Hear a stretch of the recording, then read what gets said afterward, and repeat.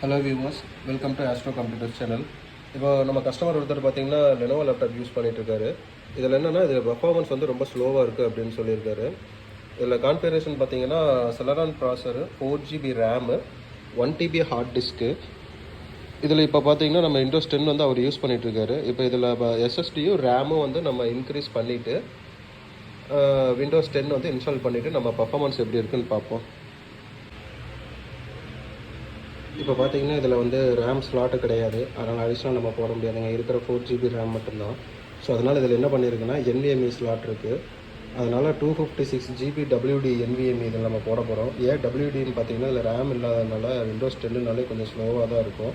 அதுவும் போக EVM அந்த மாதிரி SSD எல்லாம் போட்டோம்னா ரீட் ரைட் ஸ்பீடு வந்து கொஞ்சம் கம்மி. அதனால தான் இதில் வந்து WD ப்ளூ போட்டிருக்கோம். இதில் பார்த்தீங்கன்னா 3300 Mbps/s வந்து ரீடிங் கெப்பாசிட்டி இருக்குது. அதனால் இதில் வந்து WD ப்ளூ SSD வந்து நம்ம இதில் போடுறோம்.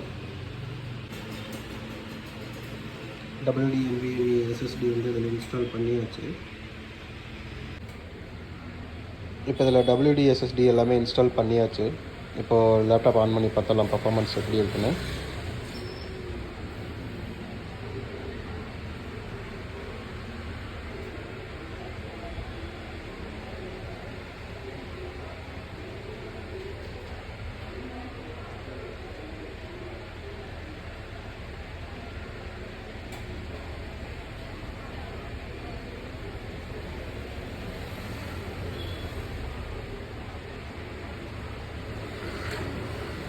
ஃபோர் ஜிபி ரேமுக்கு WD 250GB SSD போட்டிருக்கு. அதனால் 10 to 15 செகண்ட்ஸில் டிஸ்பிளே எல்லாமே பூட் ஆகி வந்திருக்கு. இப்போ லேப்டாப் ஸ்பீடாக தான் இருக்குது.